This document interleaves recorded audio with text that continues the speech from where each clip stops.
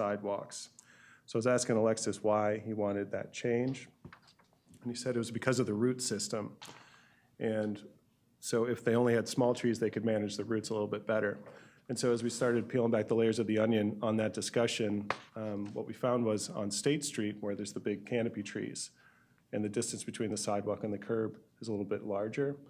What would happen is that if we kept this in the way that he wanted it, and one of the canopy trees had to be removed, the canopy tree couldn't be replaced because it's a large tree.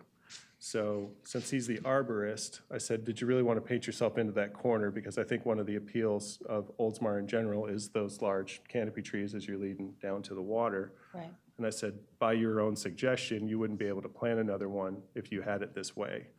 And he didn't realize that. It was actually a good part of the conversation. I said, if you're the one making these decisions, or any arborist that comes after you, my suggestion to him was to leave it alone, because if you're coming up onto a sidewalk and it's within the city's right-of-way between the sidewalk and the curb, then if you think a smaller tree would be better there, if a diseased tree had to be removed, then you could make that call. If you limit it by any more, you might run into that problem that you'd have to go through a whole entire ordinance change in order to get a canopy tree there. So he agreed. So that suggested change of only small trees may be planted between a sidewalk and a curb can be stricken. He wants to keep it the way that it is. The only other thing that we discussed was there's another ordinance section that isn't in our review materials. And Tom, I don't know if you're familiar with it, but it's section 1201. And the only reason I bring it up is that there was a House bill. Hold on 1 second, I've got it. House Bill 1159. And what that House bill does is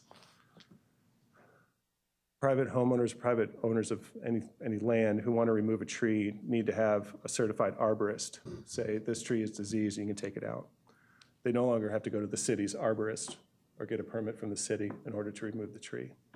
So if, and I'll just borrow Jared because I'm looking at him, if you're sick of raking leaves because of a tree on your yard and you want it removed, previously you'd have to go to the city to see if you could. Now you don't have to do that anymore. So I didn't understand the impact of that and the interplay with the Leisure Services Department.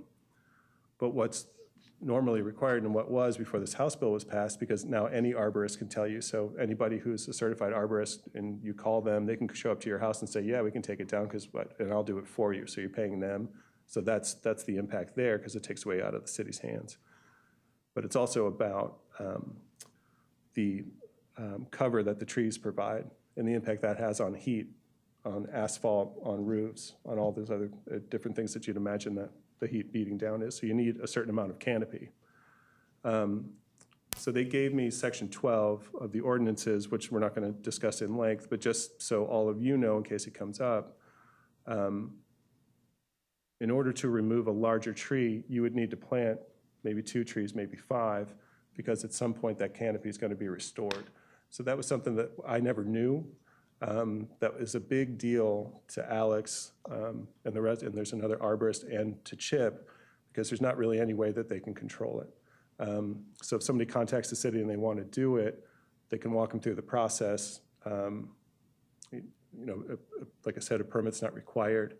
But just in case that comes up, if there's any kind of scuttlebutt about it, the hope is that everyone would contact the city, because you'd want that arborist to go out. But the arborist can go out if it's the city's arborist and say, no, there's nothing wrong with your tree, you just don't like raking the leaves, and that's not a reason to remove this tree, which concerned me, because if it's on my private yard, I should be able to do it. And they said no, and that's because of the canopy and the impact that it has on the ground below. It's just something to kind of keep in mind.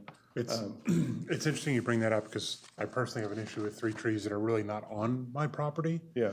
They're on the inside of the sidewalk, so it's technically not the right-of-way, but my line ends about 5 feet from the sidewalk, so they're really the city's trees. Right.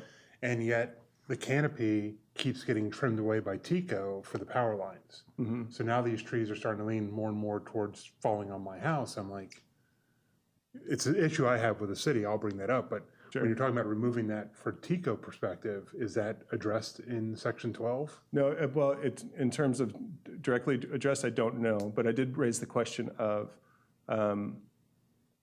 even if it's in the right of way, but it's on my lawn and there's some disease, that's diseased or it's causing problems on another person's property, whose problem is that? And it's the homeowner's problem. It wouldn't be the city that would pay for it. It would be you that have to pay for it to maintain it. So if I remove those trees, I have to replace those trees now? No, not necessarily. The House bill actually says no. Okay. You would need an arborist from any arborist. The reason that it's such a problem for our arborist is because he'd rather have control over it. And he'd be able to go to your yard and say, you just don't feel like raking the leaves, there's no disease, or there's nothing else wrong with this tree. Or he could say, yeah, it's diseased, you gotta get it removed, it'd be your cost, but you also have to plant 2 or 3 more trees in order to put the canopy back up. Okay. Does that make sense? Got it. So let me just jump in and add a little bit to that. It's not just that the tree is diseased, it has to be danger to property or person. And so let's just say if it is just diseased on one corner of the tree and it's not a danger to anybody, they're still gonna need to come to the city and they're still gonna need to get a permit for that. So it has to be a danger and it has to be by a certified arborist. And he has to, attest to that. He has to, in other words, give a letter to the property owner that the tree is a danger to person or property.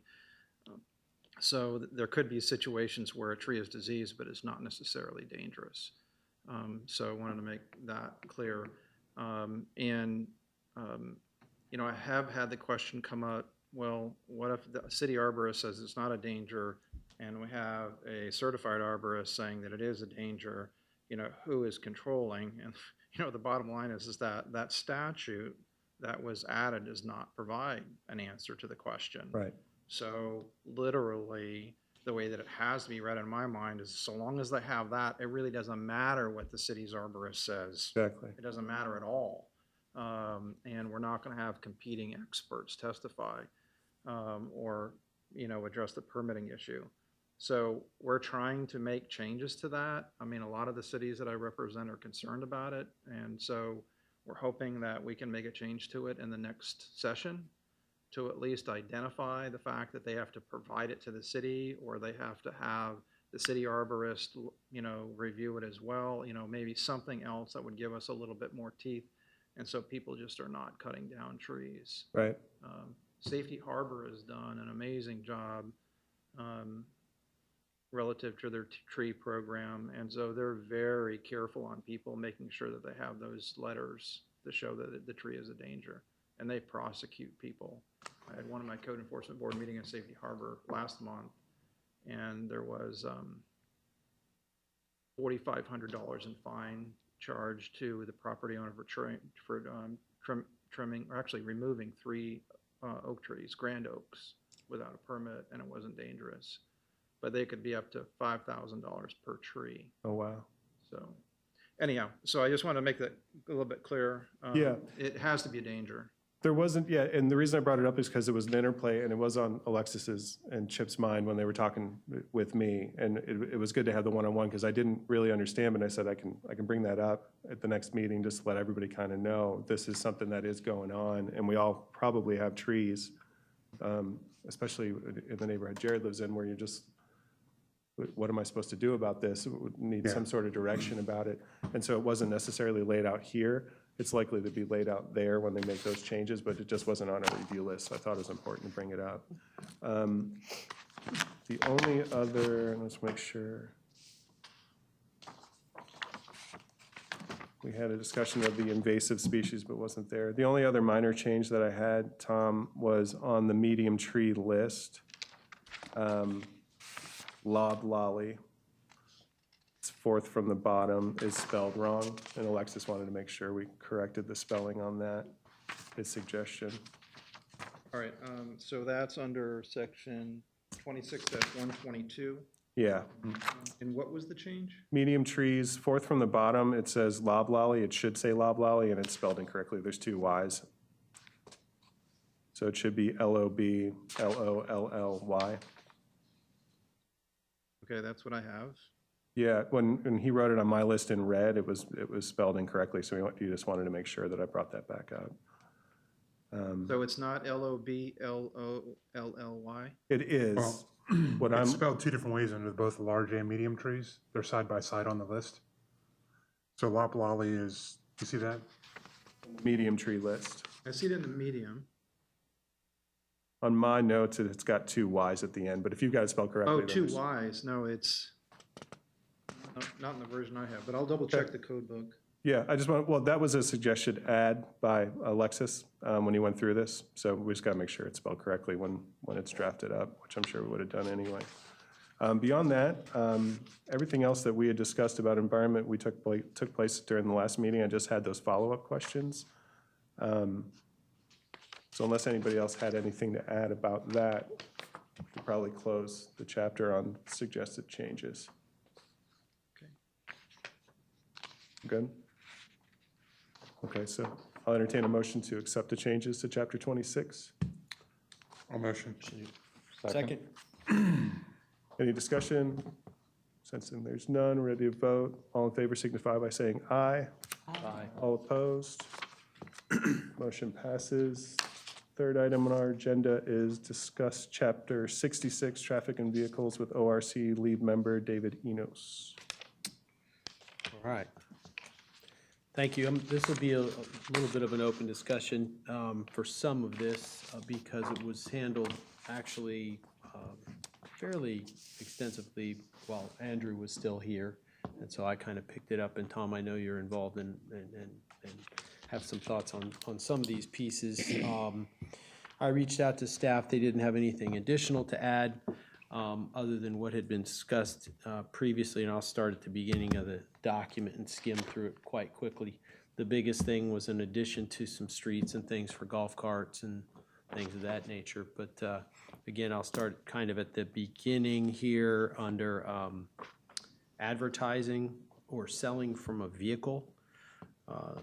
I had a comment that I watched the March, I think it was the March meeting, and there was some discussion that we might need to revisit a couple of points in here. So I'll open that up for discussion now, which is regarding advertising or selling from vehicles. And the thought was, things like ice cream trucks, and do we need to change language to make it read in such a way that we want it to read, or is it enforceable as it currently reads? It's pretty brief. This is 66-3, and there might be other sections of this or other codes that apply, but I didn't see anything in here.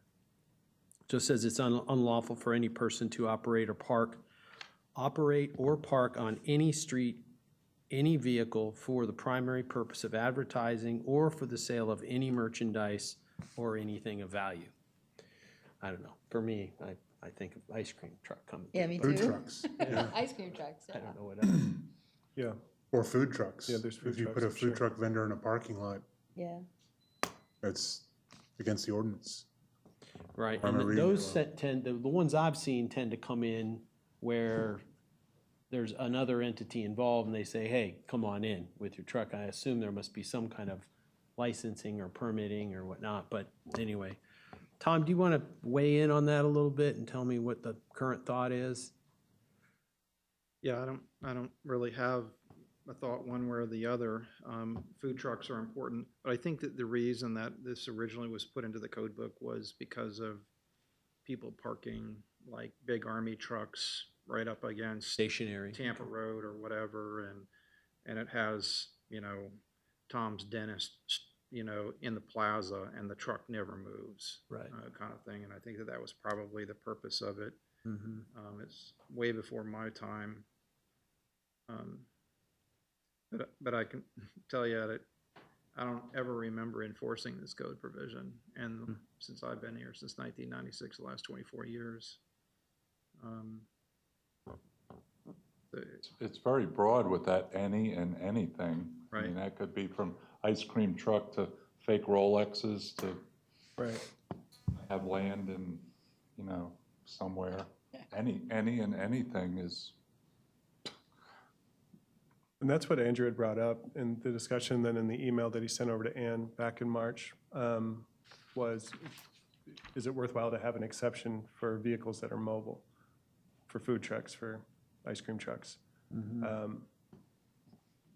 Because Tom's right, we've all seen them. It just parks there, and it's, They come through my neighborhood yeah. periodically. You hear the ice cream truck. And Well, sure, I'm just meaning in terms of, you go to a shopping center and there's just a giant car or van parked there just for the purposes of advertising. And since that's not something that we would want in the community, this has been written up, but it's never enforced. So now with food trucks being such a big deal, ice cream trucks, nobody seems to mind. In Yeah. fact, people really like them. Yeah. Is it worthwhile to add an exception here to say, Should we look Vehicles- at other cities, Dunedin, Palm Harbor? Yeah, Are I they guess we similar to could. this, Tom, or? Yeah, I have not made any comparisons, but Does this leave us open to like selective enforcement? it sounds like, I mean, I think everyone understands the spirit of the ordinance. It's just, would you walk up to a food truck and say, you can't park here? Well, what am I really, am I parked here or am I conducting business here and I will no longer be parked here? So it gets into that. I just happened to stop here for a minute. Right, yeah. But the spirit of it, meaning, I don't feel like looking at this van every day because Tom's dentist is in that shopping center, to use that example. I don't know that it's worthwhile to write the exception because I think everybody sort of understands it. But of course, that's open to discussion with everyone here. Do we really need to make sure that food trucks and ice cream trucks and the like can still conduct business that Let me way? ask this too, Tom, you may know, for vehicles that might be parked for extended periods of time, and obviously it's there for an advertisement, and it's been there for days, weeks, months, even years, that seems pretty enforceable. Like, whoever enforces that, and I'm not certain who that would be, could say, you have an advertisement that's not permitted, you need to, the city has advertising covered and it's gonna cost X amount for this sign and whatnot. That seems intuitively kind of simple. Whereas I think from my perspective, ice cream truck cruising around is not a bad thing. It's not that often. And food trucks, when I go out to a venue that maybe they don't have food as a restaurant, and they sell beer and wine or something and they have a food truck, I think it's awesome. But that's movable, and it's not gonna be there usually more than a day, So does this also reference, like, I'm thinking about like in a subdivision, you're going down the street and someone has like this wraparound around their car Mhm. that says, visit www dot such and such to buy fake Rolexes. Sure. And it's always in that person's driveway every day, and you Yeah. drive by it and you see it. I'm thinking the essence of this is saying that that's not permitted. Mobile advertising, yeah. And so that wouldn't be permitted under this ordinance, right? Then you also have to look at the other side of this. I mean, we're thinking food trucks and ice cream, right? Yeah. I don't want to turn into political, but I've seen some of these flag sellers on the side of the road. Sure. Do we want that in our neighborhood? How do we want to, Yeah, how's it addressed? Right? just selling junk out of the back of the car? Don't they need a permit? I think they would need a permit, but it's still, That would still be in violation of this ordinance, though, Yeah. correct? Yeah. So the ordinance is there, but who's going to call them out? Yeah. And why did they get called out versus somebody else doing Alright. something that, that's the discussion, I guess, is, so if we carve out an exception for food trucks, ice cream trucks, but then we'd have to start going down the laundry list, and then if we don't add someone or some Whole different entity. or should this be into back it. should this be back in permitting and the types of businesses that are permitted in Right. the city? They come by, you don't have a permit, you got to move. Yeah. Well, I hate to punt because it's not super easy, but this one might need more definition at some point in time, unless it's covered somewhere else, Tom. My thought is leave it as is and but is it really enforceable? Like you mentioned, I don't think we're enforcing it really anywhere. the only other suggestion I could make, if you just want to deal with those vehicles that are sitting on the corner that are just primarily used for advertising, all you need to do is delete 2 words, or for. So then it would basically be unlawful for any person to operate or park on any street, any vehicle for the primary purpose of advertising the sale of any merchandise or anything of value. So if you take out the words or and for in the middle of the sentence, you're basically limiting it to just those vehicles that are sitting on corners, like the army truck that I had suggested. And then I would also suggest changing the title. So it'd just be maybe titled advertising vehicle. Advertising from vehicle. No. No. So just Or make just it advertising advertising vehicle? vehicle. And then what you're doing then is you're allowing the ice cream trucks and you're allowing the food trucks. Obviously, they need to meet all the other requirements of the code. So if there is a business tax receipt that they have to get, if it is a food business type Gotta thing, they're pass gonna have to inspection. get, all the appropriate licenses from the state of Florida, that type of thing. But if you want to limit it right to advertising vehicles, that's all you need to do. And that's my belief what it was probably for in the beginning. Okay. Um, Well, I'm okay with that. It cleans it up a little bit. So, well, thank you. That was a little longer than I thought it would take, but it's a good, interesting topic. The longest time. Yeah, I think. absolutely.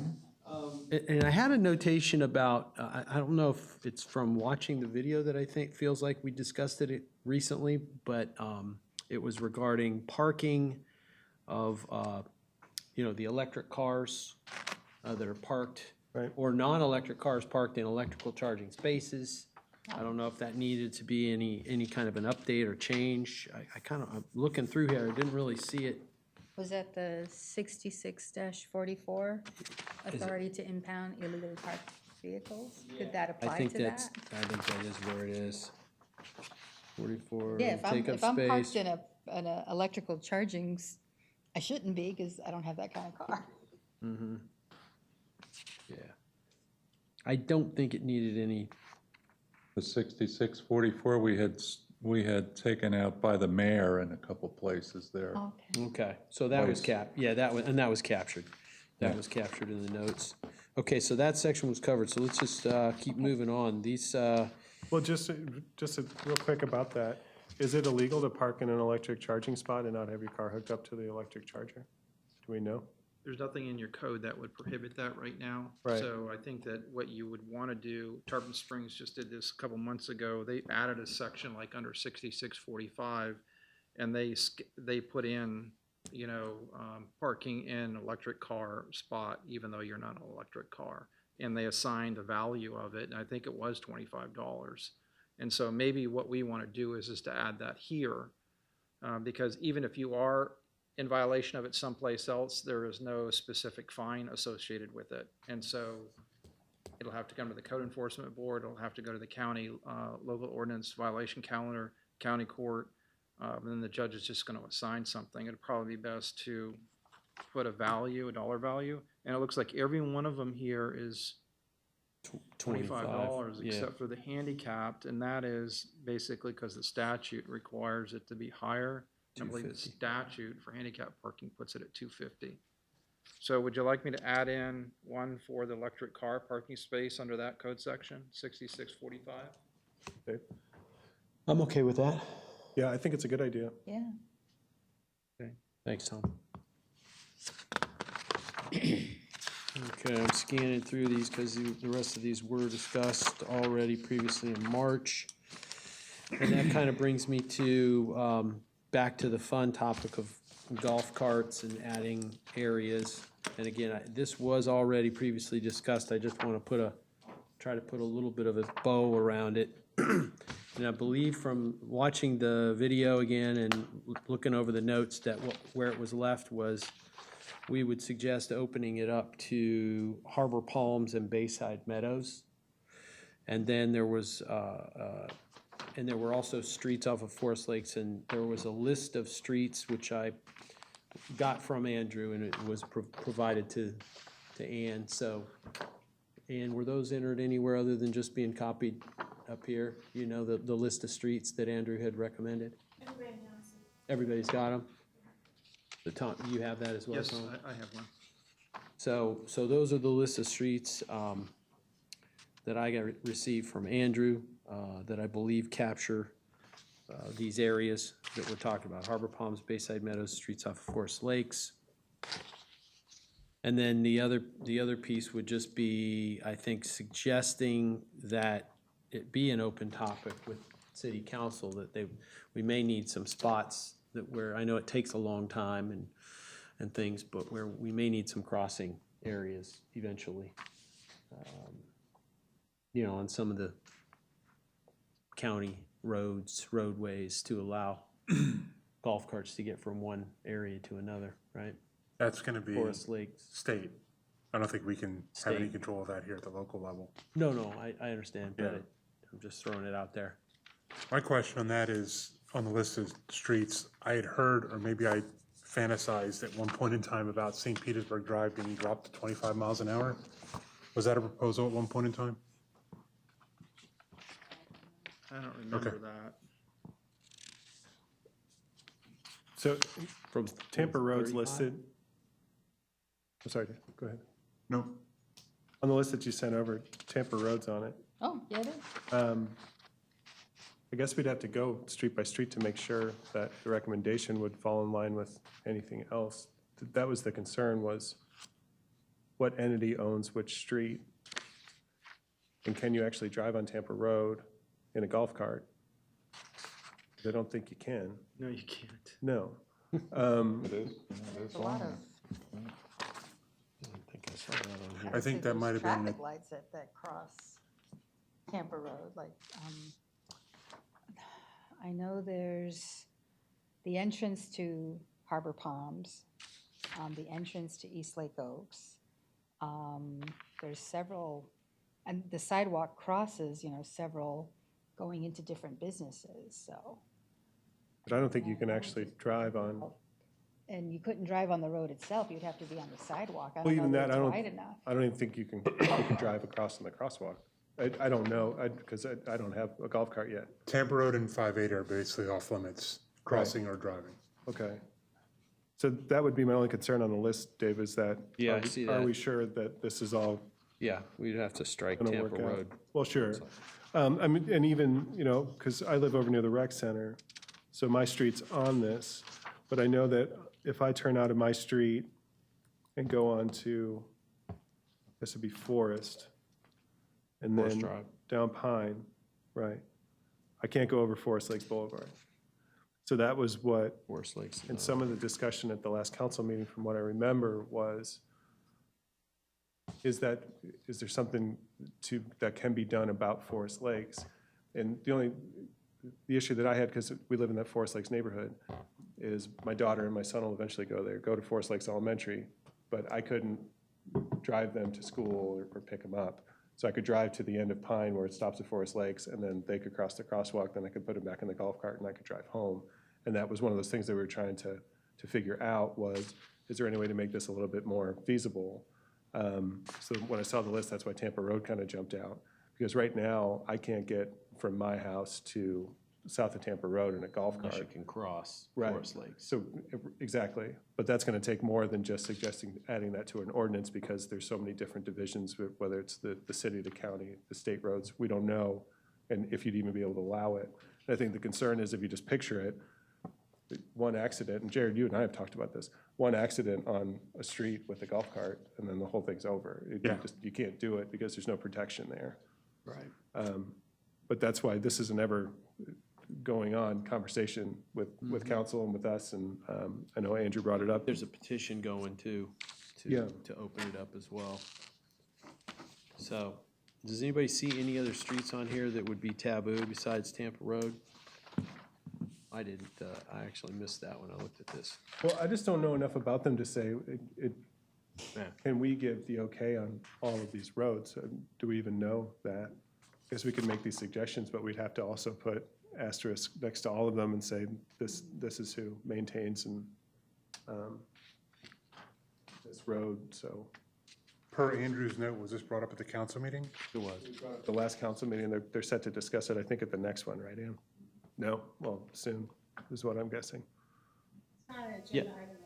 Oh, I got you, okay. But it was brought up, and we're gonna talk about that in the future, and hopefully soon, because there's a lot of discussion about it going on in the community. Mm-hmm. We've also got Curlew Road on here, this list, and you can't go across. You said Curlew? Curlew. Yeah, you can't get on Curlew either. So the ones that are listed in the code currently are Racetrack Road, State Road 580, Curlew Road / State Road 586, and Tampa Road. Those are the ones that there can be no crossing of those state or county roads. That's at the bottom of the list of streets in the code book. Okay. the Curlew, Yeah, Tampa, Racetrack. racetrack, and 586. Yeah, racetrack is not in this list. Oh, it's not? It's not. No, but it was one of the ones that you cannot cross, correct? Yeah, those are the ones you cannot cross. Yeah. Racetrack, State Road 580, Curlew, also known as State Road 586, and Tampa Road. Okay.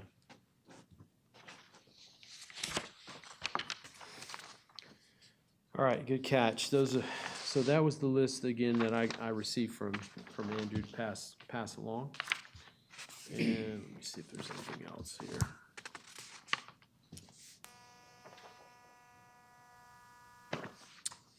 Recommended city work. And that was it. The comment was recommend city work with the state for key crossing zones. But I think that's probably gonna be work in progress no matter what, at some point, yeah. I wouldn't even know where to begin on crossing zones for golf carts, if there's other infrastructure that needed to be built. We'd have to follow Dunedin's example, and they've got, is that still a test case out there, or they finally? They've completed it. So what you would do is you would contact the local district for FDOT, and then you would basically apply through it that way. And as for the county, I'm not really sure. Probably go straight to the county administrator. He would assign someone to help through the project or the other. But, I think what will probably happen is if you're making this recommendation, then city staff is probably going to come back with comments on this when it comes to the council for approval. Because there may be some that the city staff is going to suggest no because of safety reasons or other functional, operational issues. I'm not sure. Sure. Yeah, I think we're at the very beginning of the golf cart conversation. I mean, I think, in my own personal opinion, I think Forest Lakes and 580 at Bayview, I think are two key main areas. I don't think any sane person would ever want to cross Tampa or Curlew in a golf cart. Right. Yeah, you'd need probably stoplights or stop signs or something, and, if somebody's coming, it would have to be wide enough for two to get down. I mean, it would be a monster project to get that done. It's good to think about and start discussing, but, I was going through all the ruminations in my head, and I even went to see how Peachtree City does it up in Georgia, because they're renowned. Great city. And I've so, seen there. but it's however many square miles, but it's all paths, and the main roads aren't really involved, it's just golf cart paths. Yeah. But they've designed it so much that the kids are actually encouraged to drive their golf carts to high school to limit parking spaces at the high school. So they just have designated golf cart parking. When you're a certain age, you can drive, and Nice. and I think, if that's the vision, it was done a little bit differently. And since we have so many main roads driving through the city, and it divides the city, northern and southern, it's difficult to say, okay, well, we all kind of see, well, this is what we need. Well, how do we even get there? What would it cost? And all of that discussion seems it's going to take a while to get there. Well, there are two ways to do it. You could actually widen the trail Right. and allow carts back there, or two, the Passover Bridge, but that's a whole nother story in itself. And part of the trail even goes over. Yeah. Yeah. Right. All right, good discussion. I believe that is all I have for that section. The remainder was covered. Okay. I'll entertain a motion to accept the changes to Chapter 66, Traffic and Vehicles. Motion. Second. Any discussion? Since you're ready to vote, all in favor signify by saying aye. All opposed? Motion passes. Item number 4, discuss Chapter 70, Utilities, with ORC lead member Ken Sidorowicz. Okay, we discussed last month, somebody brought up, after I had asked about adding manufactured homes into definitions, and I think 4 other places in the chapter, tiny homes were brought up. I could find no official or generally agreed upon definition of a tiny home. Most are built on trailers, and all are generally less than 600 feet in size, many much smaller than that even.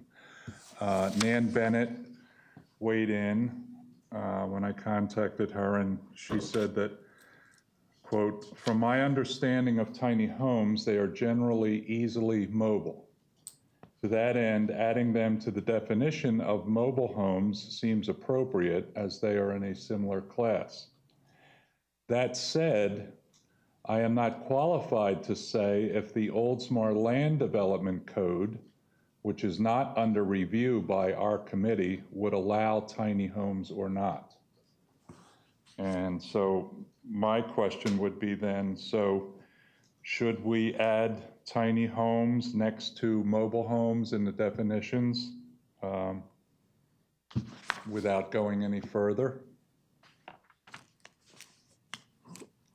I mean, I've seen tiny homes that are mobile, but I've also seen them put on permanent foundations. So that evidently would come That under would be just a that normal home, it would just be, Oldsmar 400 Land Development square feet. Code? Right. I don't know. Any thoughts, Tom? I think it's covered. I think it's defined under mobile home. It'll fall into that. Just leave it. Whatever it is, if it meets that definition, that's what it is. So, I know that Nan has suggested changing the terms under mobile home from closed system to residential unit. You know, I think that that's an appropriate change, but I think it would be covered under that. I don't really think we need to create an additional definition. If you dip into calling it a residential unit then, and it's used for another purpose. So I was looking at that, because since it's not always residential, I can have a manufactured home in my backyard that I use for storage of whatever. It's not a residential unit. So would it have to be a residence? And I think that's where closed system probably came from. So most likely you're gonna live in there, but I couldn't think of a different way to describe it other than closed system. Or is it just a structure, meaning mobile home means a structure manufactured as an entity movable on wheels? And that, I was just hemming and hawing about whether or not it's residential, because then if it's a residential structure and you have it on your property, and in order to sell it as a part of the land, you'd have to retire it to real property to get into all of that. If you're not using it for that purpose, then it would just be on the grounds as another structure or closed system that happens to be movable. It's not a residence. Good point.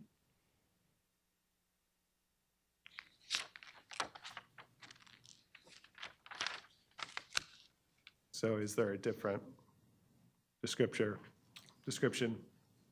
to be used instead of closed system for the sake of changing it? I just think it gets tricky when you start calling something a residence and they're not using it as a residence. So we'll just leave it as is then. That was my suggestion, unless it, for the sake of changing it, I said structure, but then is it a structure? I mean, it is a closed system. I mean, there is a purpose for it, but not necessarily a residential purpose. Like a construction trailer. Sure. Same idea. Yeah, oh, absolutely, right. Okay. I'm sorry, Ken. Okay, so we're gonna just leave out tiny homes. Okay. Good, I think tiny homes are covered, yeah. because Okay. if they're permanent, if they're tied down to a foundation like Jared had mentioned, then they wouldn't fall under the definition of mobile home. Right. If they're mobile, and And then they they do, would. yeah. And so I don't think it's necessary to say, we understand that there's a new trend of tiny homes and we want to make sure it was covered. I think they are covered. It came up, I think we'd be able to point to that and say, well, does it have a foundation or is it movable? Which one? And so it's treated differently depending. Jared, good? I'm good. Okay, okay. Before I get into the myriad of suggestions by staff here in this 88 pages here, I have one, if it's right about in the middle of the chapter, section 70-229, right at the top of the page. I don't have numbered pages on my, section 70-229.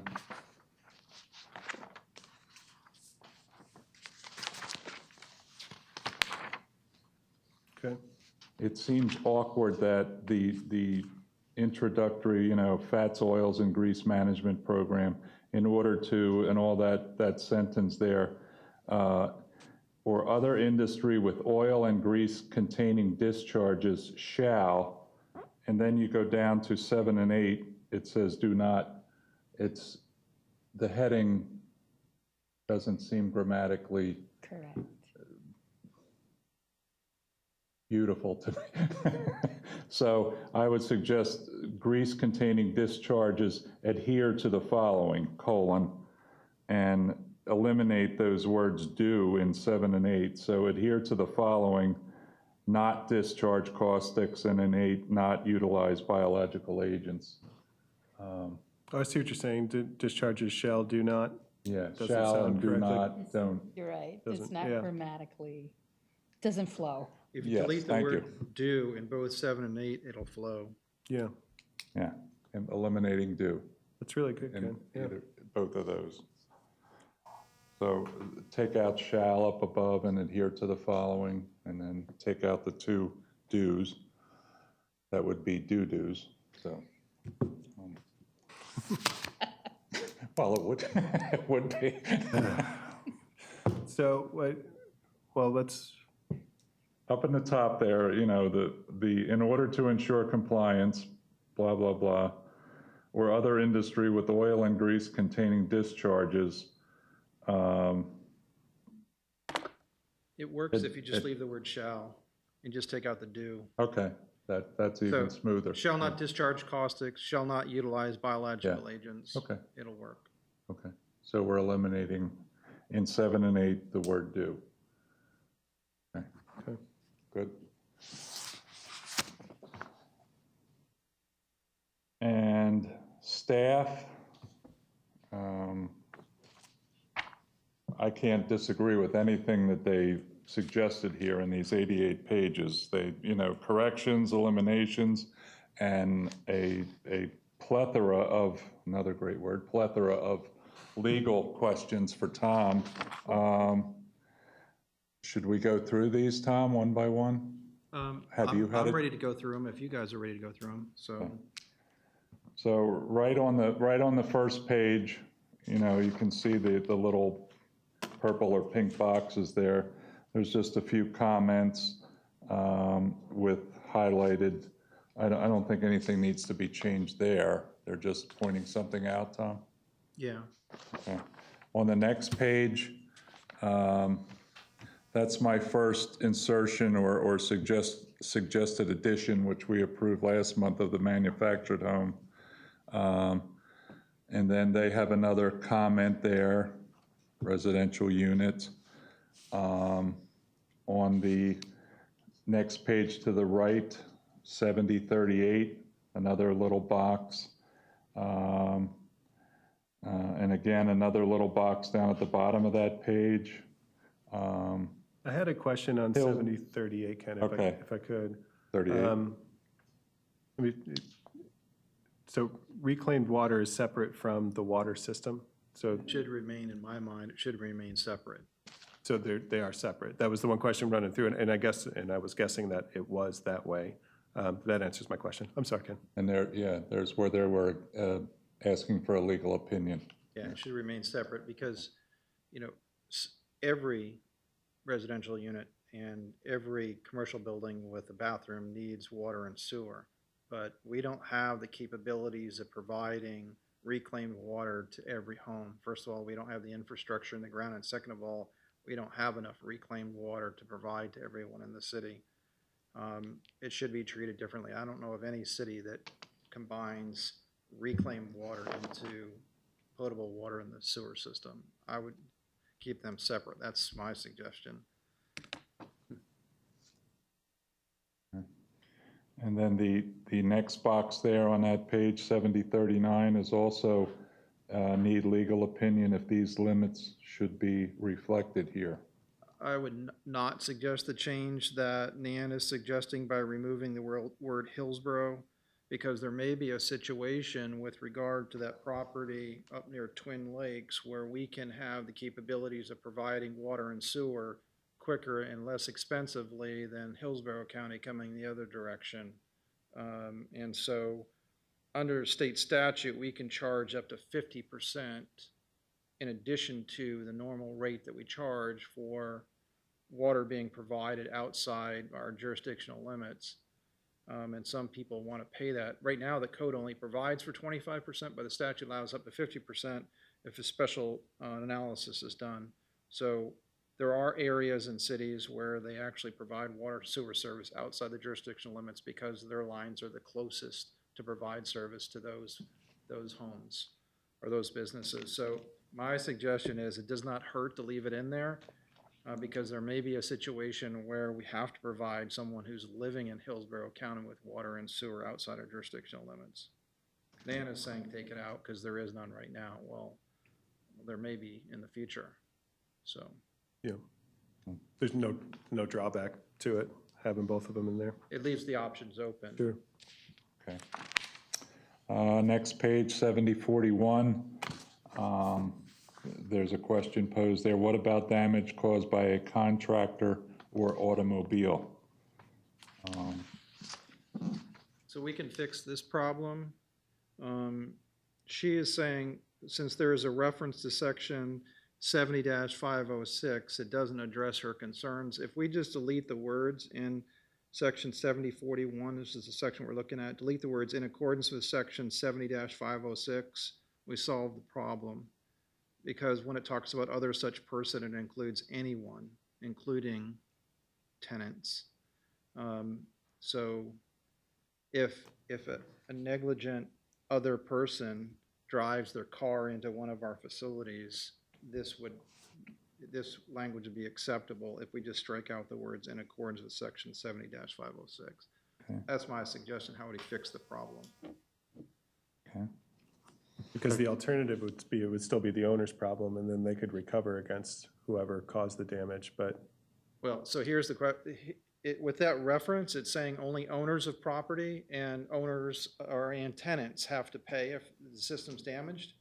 But you may have someone driving down 580 and Right. runs over one of our, main water lines, and they're not the owner of the property and they're not the tenant of the property, but they're responsible for the damage. Right. So if we take out the reference to owner and tenant by way of cross-reference to 70-506, we solve that problem. Gotcha. So So my suggestion is just delete the words in accordance with section 70-506 in the middle of that paragraph, and then it just leaves open the door for anyone that's responsible for damage to something in our system is gonna be responsible for it. Jared, do you have something? I'm just curious, is anybody still using steam boilers? I just sold my last one last week.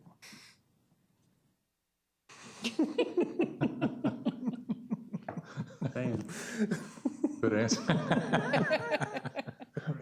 Thank you, thanks.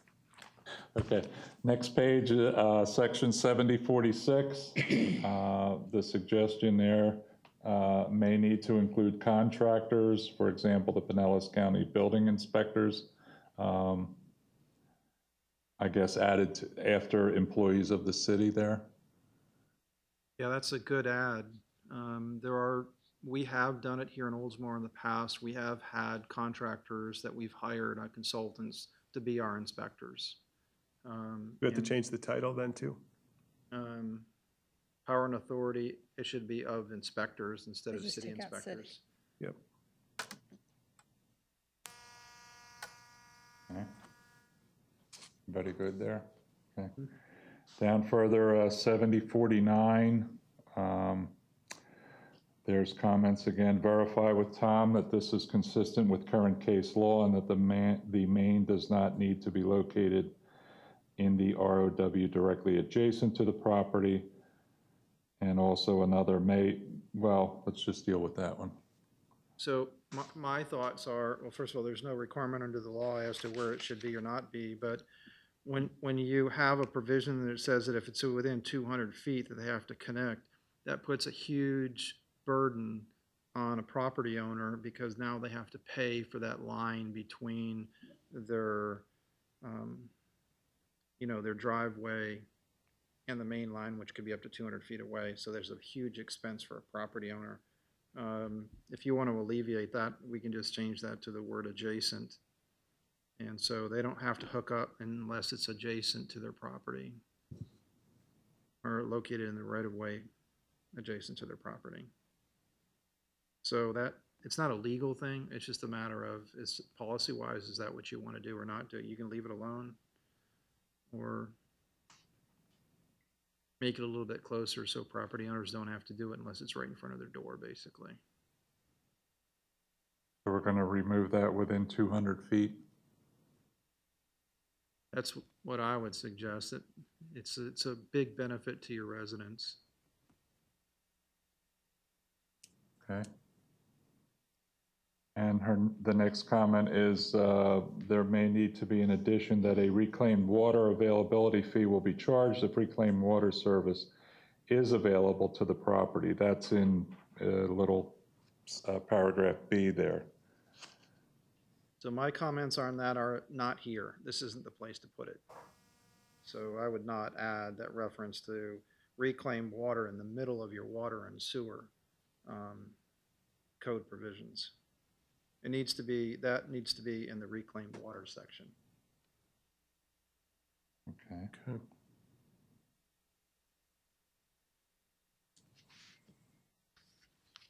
Okay. Next page. There's another question on 7053 down at the bottom. Should there be a section added that requires annexation for connection to the sewer service? Some cities do this. My advice to you is to include such a provision. And the reason is that you want to get people off of septic tanks. I'm not sure how many there still are here in Oldsmar, but there probably are some. But this would mean that if they want to annex into the city, that they would be responsible to make sure that they are connected to the sewer system, just like the potable water. My suggestion is you add that. It's a good add. So something that Nan needs to write up, or? No, it's something that I'll write up. Okay, okay. Next page, another question, is this sufficient? Down, looks like 2, paragraph H. Is this sufficient to recommend legal, they're asking for a legal opinion. From an engineering standpoint, it seems too little. So here's the issue on that is that when contractors, they install infrastructure, they put it in place and they convey it over to the city. Normally, they have to have a 1-year maintenance bond, which basically says if anything happens to that infrastructure within a year, then we're going to come in and we're going to repair it. And the bond is usually in the amount of 10%. So if you have a $500,000 project, you got a $50,000 bond that's sitting aside for 1 year. I have never seen too many bonds pulled. I've never known there to be a bond in excess of 10%. We could require that. I will tell you that we change it here though, and it's going to require a change in every single contract that we have. We just can't lay it out in the code without changing it in every one of our contracts. I'm not a numbers guy as to whether or not that's sufficient or not. I'm surprised that Nan is asking me if that's sufficient. I've never seen one pulled. So to me, if you never use it, why change it? Yeah, it's sufficient. Yeah. Okay. Ken, before you go on the next one, up in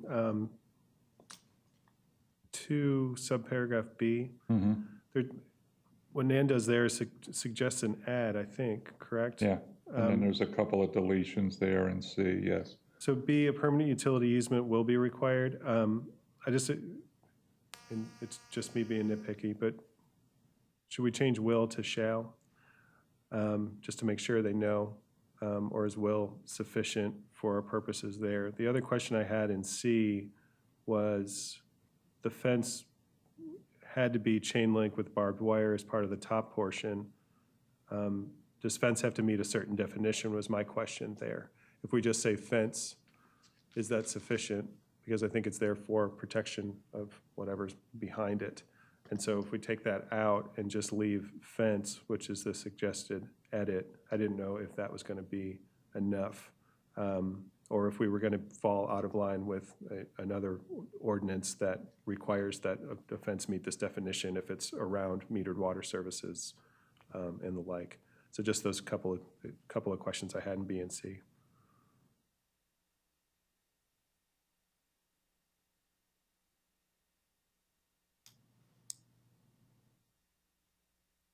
Is that good enough, Tom, generically saying fence? That's up to you guys. I mean, obviously it was important in the past to reflect it to be a chain link fence, but maybe what they're trying to do is they're trying to just give an option, maybe a vinyl fence, maybe, you know, something other than what we currently think of as a fence. That's up to you. I don't have a thought one way or the other. It looks to me like she's trying to provide more options by taking out the reference to chain link. You have to be able to see through. That's what I mean. I mean, can I go and just get a garden picket fence that's, you know, a foot off the ground and say, no, I put your fence up. I don't know what else you want me to do. And it was, you know, is it an attractive nuisance, and is it to deter Could be people cinder block, yeah. from getting over it? Right. I mean, this is the fence. You just told me I needed one. You didn't give me any sort of certain definition. And it was me just borrowing problems by guessing, okay, well, if somebody wants to be real nitpicky about it, I guess they could do it. And it just harkens back to the tree conversation we were having. Well, this arborist said it was fine, you know, well, you just told me I needed a fence. So I didn't even know if it needed to be stricter, or, and my guess was it had come up in the past, and somebody might have balked at it. And Nan was aware of that and just said, you know, they need to put up a fence. We all know what a fence is, and put it there. And so my concern was, if it's just that, would somebody be able to manipulate it, because you just told me all I needed was a fence. And there's no other definition when we go to a very strict, specific, you need this type of fence. It has to be chain link and it has to have barbed wire at the top. But I'm fine with the change if that's what all of you want to do. I wanted to make sure I brought it up just in case. I would suggest going with her suggestion. Anybody else?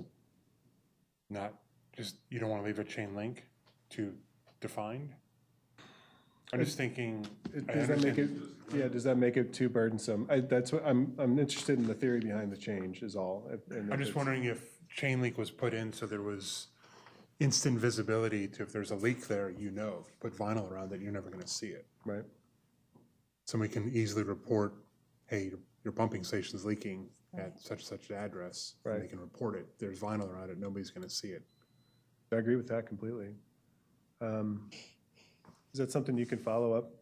You want to suggest something like see-through, or? You know, to be honest, I think all we'd really need is Nan's theory behind the suggested change, because I mean, it's specific that she crossed it out, and is there a reason for it?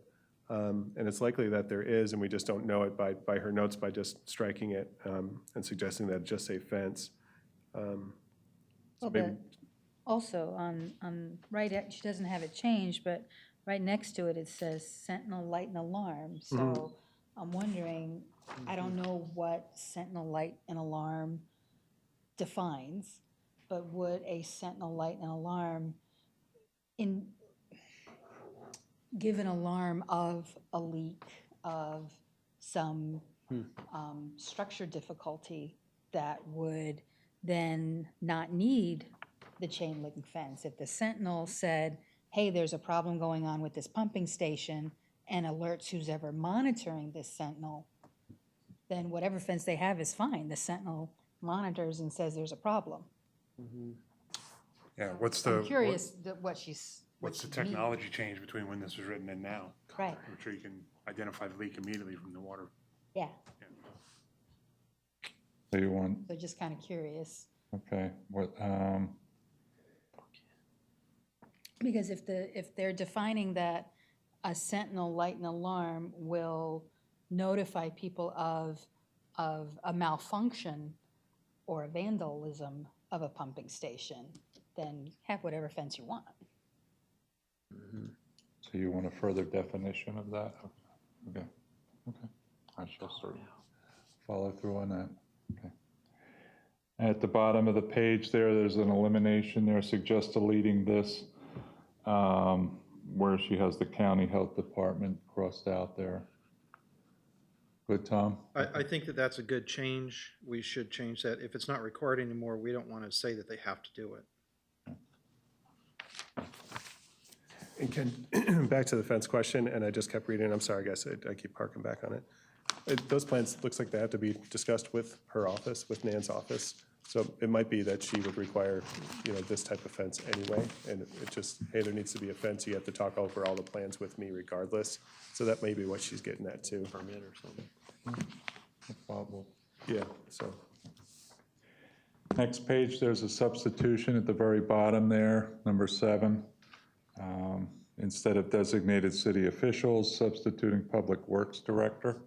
Good, Tom? Yeah, I think it's better if the code specifies so that everybody knows who is the person that's going to do it. It's always better to do that. Okay, nothing on blank page. Section 7073, this section no longer relevant. All water reclaimed through the reclaimed water system. Suggest deleting the entire section, everything there highlighted.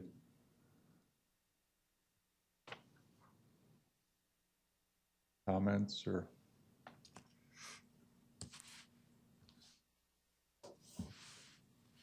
Me personally, I rely upon Nan. I mean, I've never heard of a situation where this actually comes into play. This has been in existence from the code since 1980. And so if it's no longer relevant, and I would suggest that we delete it. I don't ever remember seeing this section before, to tell you the truth. Okay. Good? mhm. Okay. Next page there, 7097, an addition there in C, and in 7098, a deletion and an addition of emergency there again, relying on the department there. Yeah, the only question I had on that is except in cases of accident or for necessary repairs, and we change that to just emergency. I guess if any person decided to take it out, they could say that it was necessary for whatever reason. I just didn't know if we change that to emergency, then whose decision is it if it's an emergency? Because it could be any person. Is that what that's saying there, Tom? And I'm just getting into semantics, but it read a little weird to me to just say emergency, because then whose decision is that? But then if you left it as necessary and I went and did it, and I would say, no, I could argue it was necessary for whatever reason. I wouldn't have to prove emergency. Just seemed a little something to But it's kind discuss. of limiting it to the authorized employee of the city there. The first sentence. Yeah, but it says except in case of an emergency. So it's unlawful for anyone to do it except somebody unless there's an emergency. And who defines the emergency? And before it was unless it was necessary. So it's not necessary because the kids want to play with the fire hydrant. It was necessary because you had something else going on. But if you take that out and it's just emergency, then I guess if it was a legitimate emergency, you could prove that very easily. If it wasn't and somebody called you out on it, you might have an issue there. I just wanted to make sure that limiting it to emergency was okay. So maybe we need more input for Nan on this. I don't really understand what she's doing it for. I'll follow up with her. Okay. Next page, 7100. There's an addition there about any connection to a city fire hydrant. Referring back to 7097, that's an addition. And at the bottom, there's a suggestion to using the word irrigation to differentiate between fire sprinkler systems. So wells and lawn irrigation systems as opposed to sprinkler system. I thought it was pretty clear when you read lawn sprinklers that it's not a fire sprinkler, but, but it, you know, it clarifies it. If you'd like to clarify it a little bit more, we can definitely make that change. I wrote okay in my notes next to it, so. Okay. Any objections or? Okay, next page. Paragraph C there.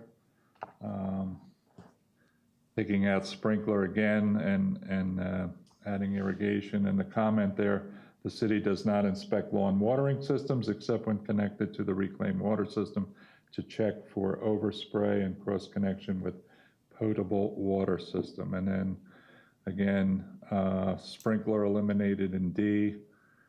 I guess it's the same theory, Tom? Yes. Okay. Next there in 7127, the highlighted sentence there, no master meters shall be allowed except as may be permitted by written approval of the city council. And their comment, this is not the case. Most developments in the city are master metered. So Are the master meters included in the proposals? That was the question that I had. Or is it just they use master meters and it's custom and this ordinance happens to be there too? Yeah, I don't even know why this is, what would be appropriate here. Is she asking that we just delete It all of seems the it's- references to master meters in the entire paragraph? she has it highlighted but not crossed out. When I read it, and what came up was that development that they want to put the townhouses on that's going on the planning board, and it came up in council last time as well. If it's a multifamily dwelling and there's a master meter, when they go to say, we want to build this here, is that in any proposed plan that the council has to approve? So we know about that. The answer is yes. Okay. When the building, not at the council level, unless the developer just wants to let them know that, but in the building permit approval process, we would know if it's master metered or not. So that's where, okay, so this is saying that the council would have to give written approval. And I didn't know if that written approval came, so if the permit's there and there was, but that was more about land designation, I think, the last conversation that they had about it. So I council, remember it coming. Do you ever remember one coming? No, I mean, I guess it might be for the development agreement or something, or some of the other stuff. so council If would, there is a development agreement, but if they don't need one because they meet all the other requirements of the code, they wouldn't need a development agreement. She's saying this is not the case, so. Is she just saying that nobody has ever asked for permission, they just went ahead and did it? I mean, that's how I read it, and What it sounds that's how I read that comment, yeah, and I said, well, maybe that's the case, and that's why I was trying to see if there was, no, it's actually being followed, it's just in a different document that comes before council. It's not a specific, here's your tacit approval, here's the write-up. It was never remember one. something that we approved, this is always in it, and so we're in compliance. So I wonder if it's, We want another clarification on this? I don't know, I mean, if it's not being done and it's not custom and there's no reason to keep it in there, is there any issue with taking it out, I guess is what Nan's suggestion is. Do we need to have it in there if council doesn't need to approve? What are they called, master meters? I'll ask. Okay. Next page, there's a little addition there in 7131, adding cross-connection control. No comment or anything, just wants it in. Same thing with, not the next page, one page over, a continuation of 7151.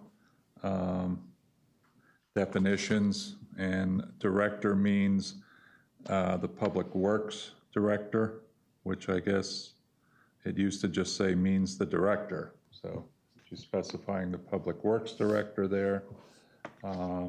Continuing on to the next page with the definitions. Recovered water, and she's saying the current term is reclaimed water versus recovered water. So that should be changed, Tom? Yeah, I think it should be changed, but it would just not be here. It would be a global change throughout the entire section. Wherever it refers to recovered water, we'd need to change it to reclaimed water. Because we just wouldn't want to change the definition and leave it the other way throughout the code. So it need to be a global change. And she's basically saying that reclaim, the next little box there. She's saying that, correct? Oh, yeah, the next note. She's basically saying it needs to be a global Yeah. change. Okay. Okay.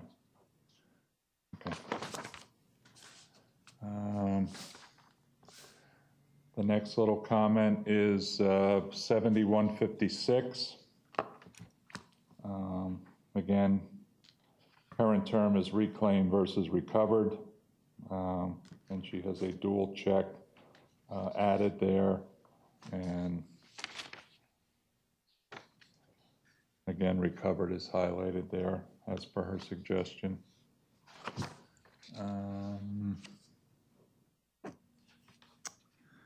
In 7157 is the next part where we were adding over in 30, we were adding manufactured homes next to mobile home parks, as we discussed last month.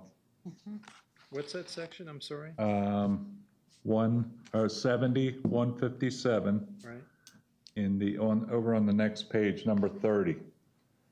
Travel trailer and mobile home parks and manufactured home parks was one of the additions from last month. Okay. And down the very bottom, 7159, she has C note below, which continues over to the next page. There are no permits issued currently. About her highlighted sections there, cross-connection permits.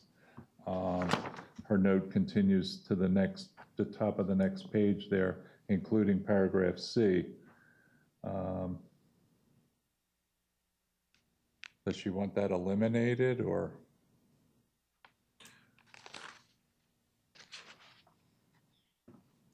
Both paragraphs B and at the top of the next page C.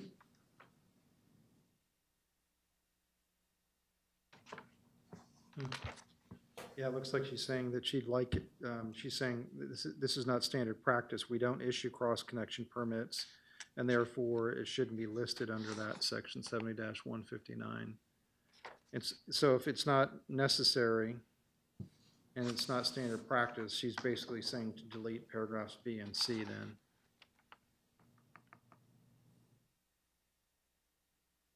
So. yeah, You're good with that? Say we delete them. Okay.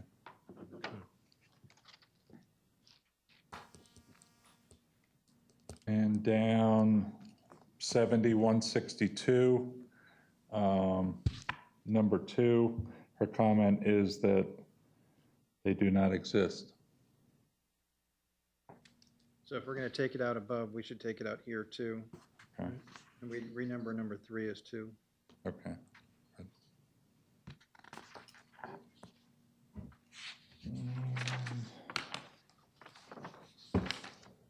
There's a large gap of pages. Well,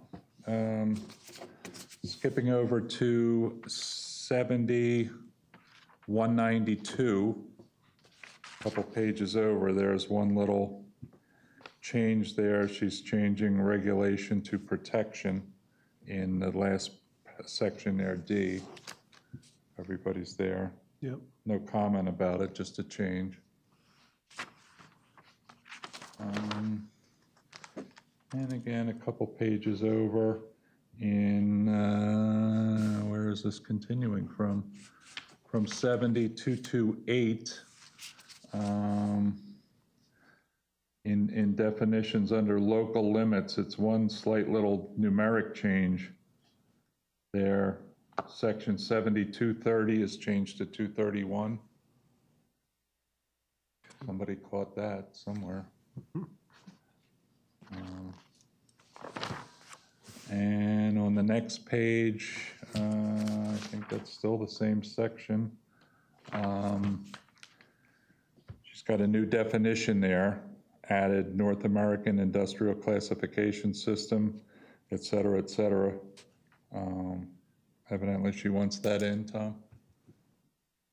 Yeah, I think it's a good add. Okay. Nothing on the next page, nor the next page. Where are we here? We're still, I guess it's still the same section. She's got an addition there with that little title there, NAICS. Just breaking up that section, I guess, or that's continuing from her added definition there. He's showing what the acronym Okay. means along the rest of the other acronyms. Okay. On the next page, 70-222, she's saying that one sentence there in B is duplicated in a section below in 70-223. So that should be eliminated, that highlighted sentence there. Yes. Okay. Nothing until a couple pages over, which we already covered with taking out the 7 and 8, both words do there. Nothing until 70-251. Her comment is that there is no such city permit. All permits are issued, et cetera, et cetera. So should that be eliminated, Tom? So my suggestion is it not be eliminated. I think that what we should just do is put a period after the word wastewater. Because I want to have the ability to issue code violations for people who unlawfully discharge into a natural outlet within the city. And I give you an example. A couple of months ago, recently, we had a truck back up over there behind the new car wash that's being built, and there's a little creek. Yeah. And he backed up his truck and he dumped a whole truckload of something in the creek there. And we had no capabilities of going after him because of some of the language in the code. And so, you know, I want to make sure that we have that capability if something else like that happens in the future. So this gives us some way to go after that. In that particular case, the state stepped up and they went after the guy for dumping all of that wastewater there. I'm not sure. Do you remember what it was? Okay. A lot of discharge in there. But so my advice to you is don't delete this section, just change it by striking the words except as authorized by the Public Works Director in accordance with the person's article. And then you can use that as an argument. If you don't have a permit to discharge into one of our water bodies, then you can be charged with that. So that sentence is going to end with wastewater. That's my advice to you. Okay. Just put a period after the word wastewater. Okay, on the next page, there's in 7253, under A2, that looks like she wants that eliminated, except where it says the NAICS number, et cetera, et cetera. So the first part of that sentence, she wants eliminated. So the classification system has changed. The first one in the old code was from 1972, and they use a new classification system now. And so what she's just trying to do is update the code. And on the next page, there's some little changes there in 7254, numbers and sections, and which include wastewater constituents, time and duration, and flow rates, and a few numeric changes there. Nothing on the next couple pages, next 4 pages. Up on, going to, what section is it? 7259, way over at F on the right-hand side of the page, down towards the bottom. An addition of immediately report any potential problems, and found in section 70-233, and added followed by a written report within 5 days of the event. Good? Okay. Absolutely. Nothing on the next 2 pages, 3 pages, 4 pages over, 70-263.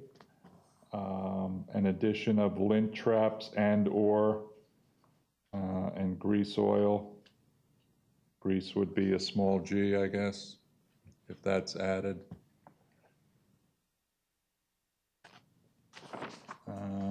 Nothing on the next 2 pages after that, next 4 pages, next 6 pages, 8 pages, 9 pages. Now we have a 7297. The city may interrupt reclaimed water service at any time as required by operational needs. Her comment, this can be for repairs, lack of supply, or other needs. Is that something that she's just commenting on? No, she's added that sentence. Okay. It's a good add. We want to make sure that the public knows that we can shut it off if we need to for whatever reason. Okay. And 70-298, I have C added page. Did you give me this, Ann, this added page? Yeah, does everybody have this? Okay. The added, currently the page that says, currently the way the ordinance defines separate storm system, 7351. Do you have that, Tom? Yes. Okay. Are they good changes? So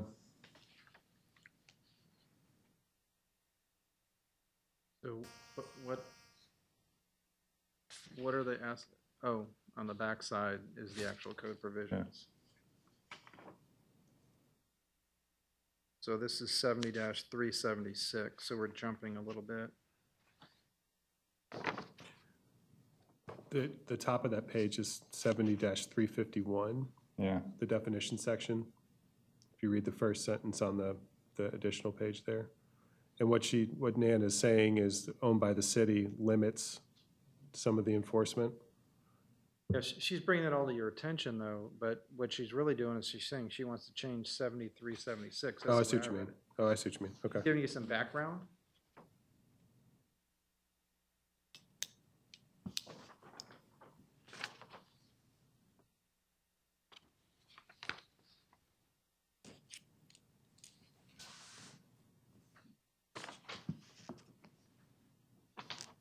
And this is to deal with those issues that I just talked to you about by that truck dumping. Okay. 73. So she's asking for, under the definition of illicit discharge, to add the words "a water body or," and then under separate storm sewer system, she wants to delete the words "owned by the city." So if those changes are made, then it allows us to address that situation. she's got, well, as you can see, quite a few, at least 3 sections here that she's referring to. 351, 376, 379.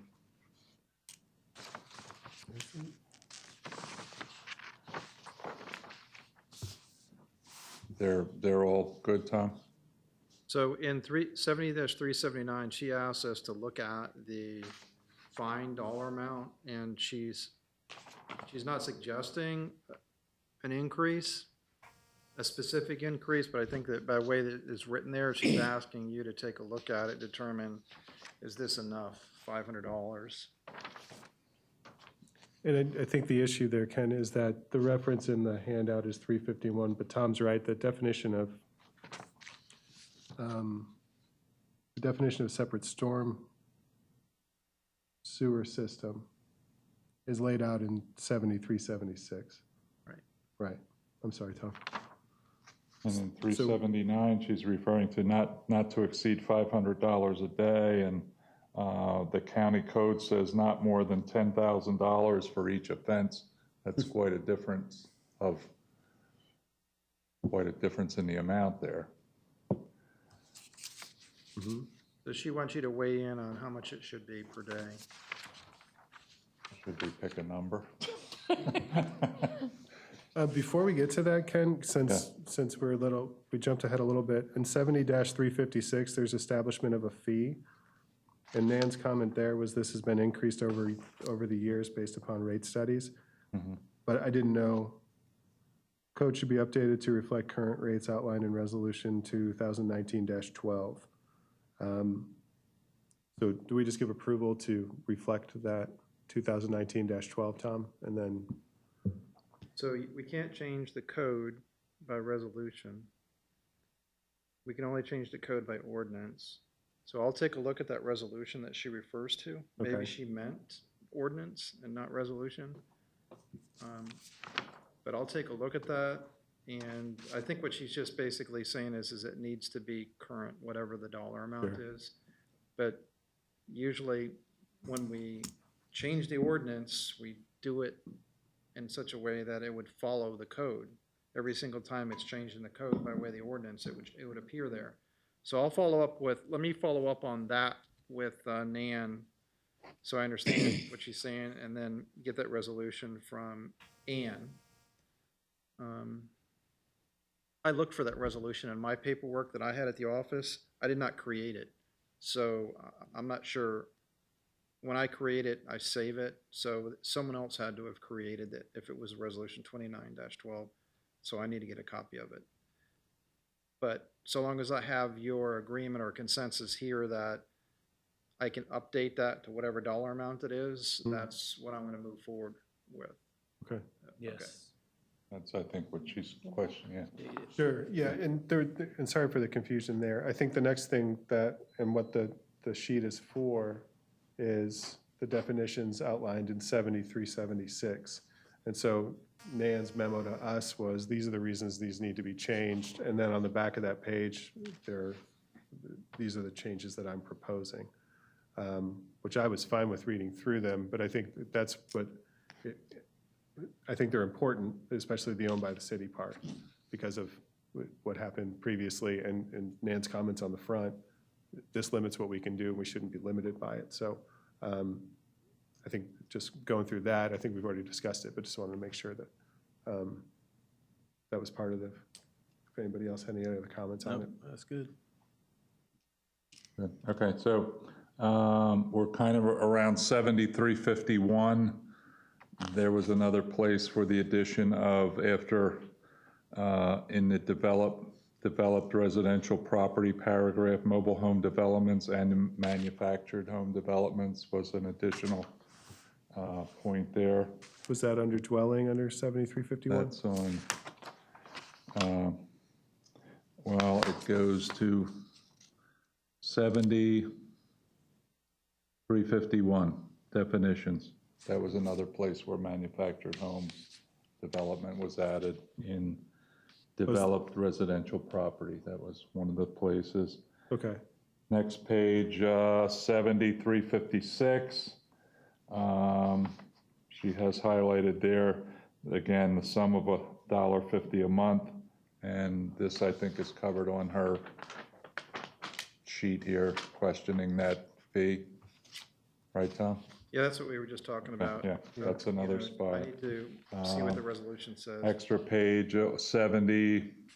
359, 70, 379. These are again covered on that extra page. Yeah, do we want to increase that fine from 500 to 10,000, adopt the language? That's quite, Difference. not more than Yeah, 10,000. not more than, right? Right. It sounds like it, but Tom, you I gonna think come it's, up with a number for those, or? So my suggestion is you pick a number and, for discussion purposes, and not add in that weasel language up to, because then we'll never know who's gonna make the determination as to what it actually is. So if you know, put in a dollar amount, $1,000, $2,000, something like that. We're at the 70, 379, everybody there? Failure to comply with the requirements of this division and violations of the provision of this division shall, upon conviction, be punished by a fine of not to exceed $500 per day. And the notes say that the county code says, quote, not more than $10,000 for each offense. So where do we want to go with that from 500 And, per well, day? and the Per next, day or per offense? well, the next sentence, it says in the county, it says each day during any Yeah. portion of which such violation occurs constitutes a separate offense. So that part's covered. Anybody have a number in mind? And Tom, you said there's the issue with the not more than, because if it's a fine not to exceed $500 a day, do we immediately, is the fine $500 in practicality? So my suggestion is that you not add that language in there, not to exceed. Okay, Just put in there a fine of, and then a specific dollar amount, whatever that is.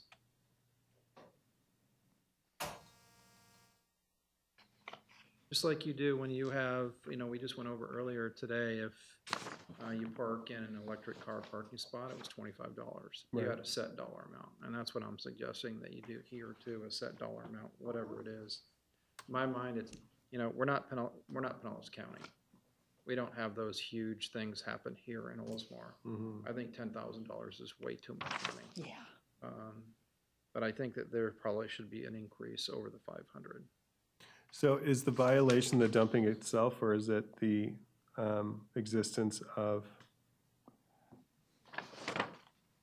Any violation, so any of the code sections that are cited in that particular Oh, division. excuse me, yeah, I was going immediately somewhere else, I'm sorry. You want a per day thing or a per offense? How do you Well, want it? so it will be per day, because you pick up that same language that the county has on the next page. If a violation is continued, each day of such violation shall constitute a separate offense. Yeah, so it's separate. So whatever the dollar amount is, if it happens on more than one a day, more than one day, it's gonna be more than one violation. 3 days, 3 violations, that type of thing. Doubling it to 1,000, is that too little?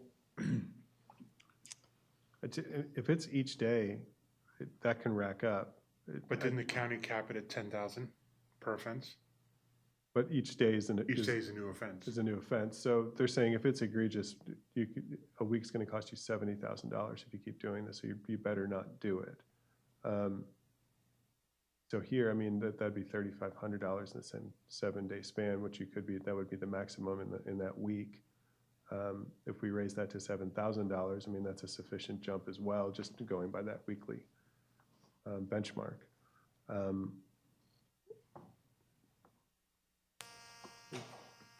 Sufficient deterrents are always difficult to pick. You know, we had this discussion when we were talking about cleaning up after your dog. You know, if it's $5, who cares? If it's 125, then it's like, okay, I better Gotta pick it get up. your Yeah. attention. Have we seen violations on this before? I've not prosecuted any, Okay. so I'm not aware of So any. is the 500 still deterrent enough? If it's per day, then I think it's a turn enough, but that's what I mean, is it a continuing violation? Because, and the reason that I said dumping, because but when we're talking about, I guess it was Harbor Palms over behind the new car wash. If the material's still within the waterway, is that a continuing violation, or is it just the dumping itself? And so does that have to be a separate offense, meaning you dumped on Monday, you dumped on Tuesday, you dumped on Friday, and so that's 3 separate instances, or the material has been in there since Monday and you haven't gotten it out of there? Because then the fine, of course, would be that much higher. So that's where I was coming from in that respect. Is that a continuing violation because this shouldn't be here? Or is it just the act itself that triggered the fine of X, and you did that 3 days this week, so you owe us $1,500. So this is geared toward the act itself. If Okay. you do it once, even though it remains in the system, and that's why there's usually such a high penalty is because sometimes we just can't clean it up. Yeah, We can't fix it. It's gonna be there. But it's the act itself. okay. So do you want me to When change it was to? that 500 set, Tom? I'm sorry? When was that 500 set? Well, this Was code that has been in 80 or existence since 1980. 80? So How about 1,000? I'd go with that. I hear 1,000. It's 30 years. I had $783 in my head for some reason. It's weird, because, I don't know, we're really on the same page today. I was at 7, Fees, he meant, plus fees. well, I was at 784, but I thought it was Fees a of little higher. $217 in fees. Takes it right to 1,000. Right, I think 1,000 is a good, 1,000? 1,000's a good Okay. idea. Yeah. okay. All right. Nothing more until a nice big block on 7386. I have a numbering question. May want to add a section regarding construction activities as follows. And there's her suggestion, Tom. And then down in B, she wants to eliminate that paragraph with adding the A, B, and C on the right there in the box. Well, I think she wants A, B, and C for section 7386 through Yeah, section 410. yeah. Right. Oh.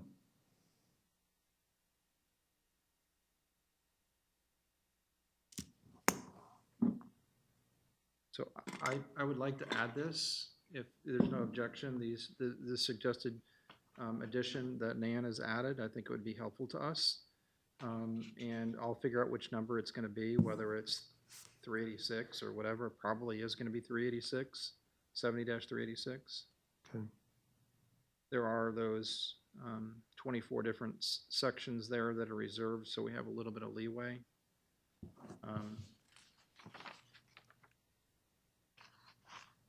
Did Dan give you any information on 442B as to why that was getting ripped out, or why it was No, suggested to get just- ripped? Just Okay. cross that. No. Any comments on that, Tom, on B there? Probably because of the fact that she wants cash. She doesn't want to give the opportunity to go through the bonding aspect of it. Because then we have to get the bond, make sure it meets all the requirements of the code, make sure it's one of the bonding companies that is authorized by the state of Florida. Then we have to hold that bond. City clerk has to make us, a special file for it because it's an original.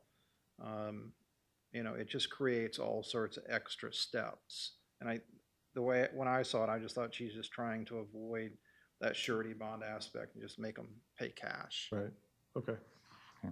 And that will bump up, to B, C, and D, the other paragraphs, C, I'll et renumber. cetera. Yeah. If you want to go through all these numbers, this is really exciting, the next couple pages here. All of these. If we want I to would go love to through as my a recent line $500 item bill. on these.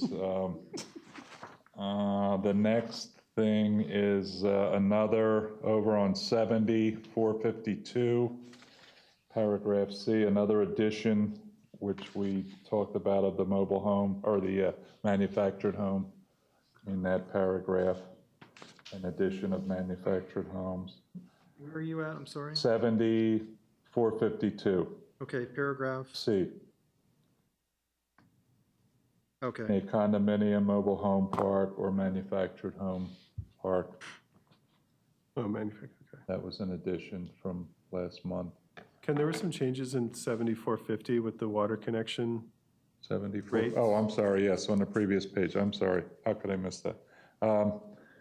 There's just verify with the utility billing if this is the proper location, but also need reclaimed water connections addressed. Meaning, Tom? Well, then it said it needs further research. Do we know who the second commenter was? Cindy now.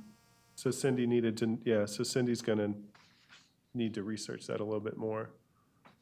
Cindy's comments are in blue.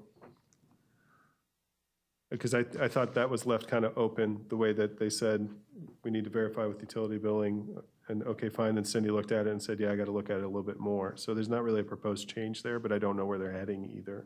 Okay. Get a hold of her. And down the bottom there, that little highlight there on 7189. The Just a comment, wrong citation. I've got to find the right reference. She's just saying, it doesn't make sense that you're talking about, because 70-189 talks about sanitary sewer, and it doesn't make sense that the reference is to that sanitary sewer. So I need to find the citation, the correct citation, and fit it in there. I will do that. I made a note to correct the site. okay. Thanks, Steve. Over on 7453, she has highlighted there private lift station permit and inspection fees. Suggest an introduction. That's her introduction there, Tom? I think that she wants us to build something in there, in other words, a code provision that talks in generalities, how important it is that private lift stations do certain things. So she has in very generalized terms address what she wants to be included. I think that I'm gonna need to expand upon that, but there's nothing wrong with adding this, something that would address those issues in another paragraph. And so I can create that. Okay. And over on the next page, 7454, again, down paragraph 2 there, or I'm sorry, 7476. Paragraph 2 is another one of the additions of manufactured home that we had talked about last month. Over on the next page, 7478, section 2 there. She's questioning the 250 gallons a day, suggested that this usage be reduced to 200 gallons per day to more closely match the water use of a single-family residential unit.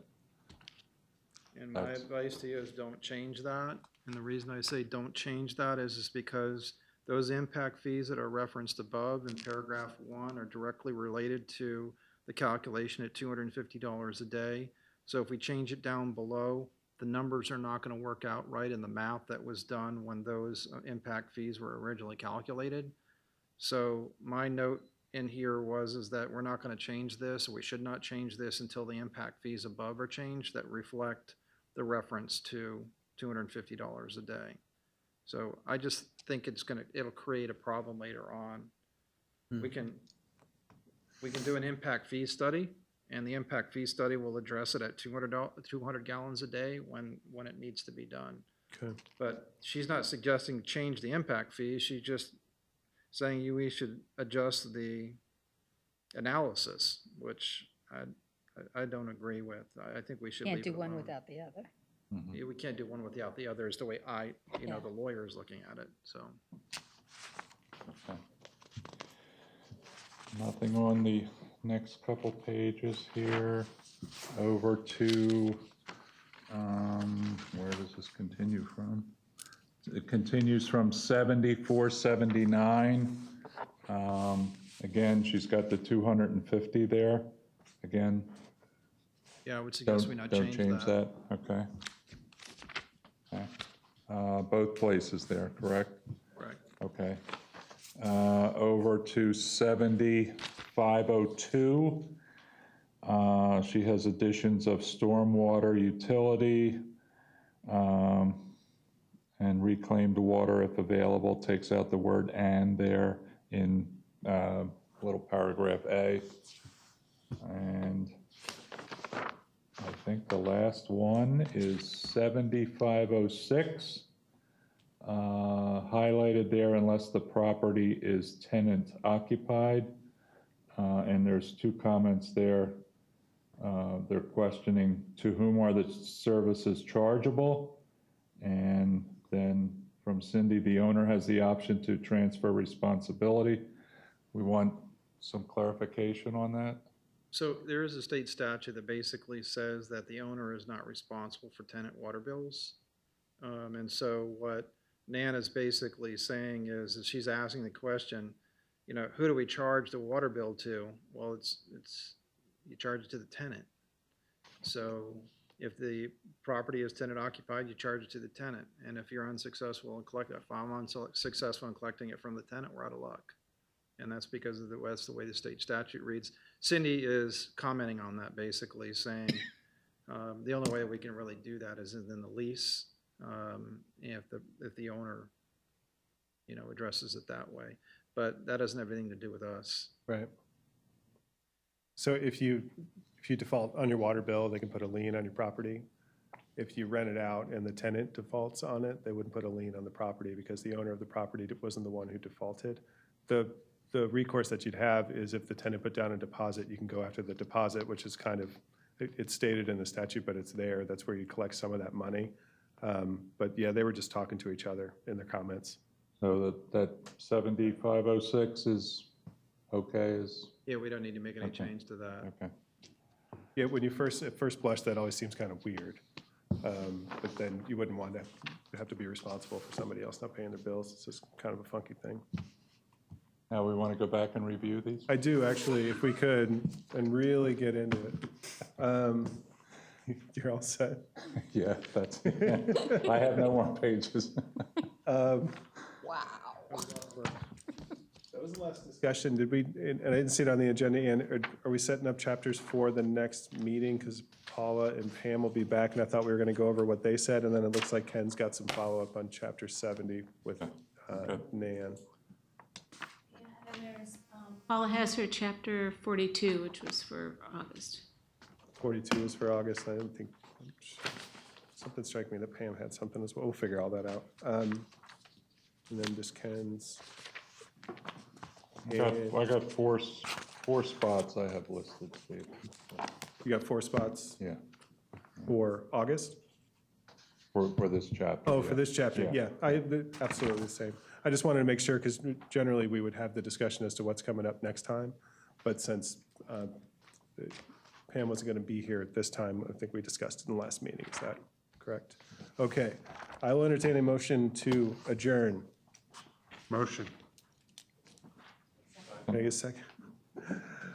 We don't need a vote. Meeting adjourned. Good job, good job. Good job.